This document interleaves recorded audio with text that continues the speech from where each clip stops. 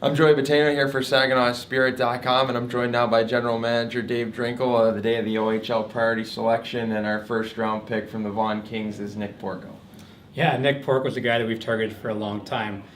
We feel with our forward group we really needed to address speed, skill, size, ability to score, and Nick brings all that to the table. He's a great kid, character, checks all the boxes from Sault Ste. Marie, Ontario, which is nice too, a little bit closer to home for him than he actually played minor midget this year, and we're ecstatic to have him. You mentioned some of the attributes that you think make him a good player, but what are some of the things character-wise that make him fit into the Saginaw Spirit team? I think his drive and passion for the game is something that I really gravitated to when I met him. He's all about hockey, wanted to be a hockey player. He moved down to Toronto to play in the best junior league in Canada at 14 years old, moved away from home, 7.5 hours away from his parents to be a hockey player. That's all he wants to do, all he talks about, all he's trained for his whole life. And he made big sacrifices in his life to make that happen at a young age, and it's paid off for him today. The GTHL, one of the better minor midget hockey leagues in all of Ontario, and he was the player of the year.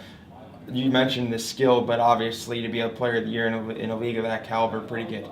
Absolutely. There's a lot of good players in that league. If you go down through the draft, a lot of first rounders come out of the GTHL, and it's an honor to him to be selected, I'm sure. A lot of players could have won that award, but hey, they didn't. Nick Porco did, and a credit to him and what he's done for that team. That Vaughan team finished 7th in the regular season. He upset the Reps in the playoffs in the first round, and he was a big part of that. He scored a lot of big goals, and the one thing I like about Nick Porco is his high ceiling.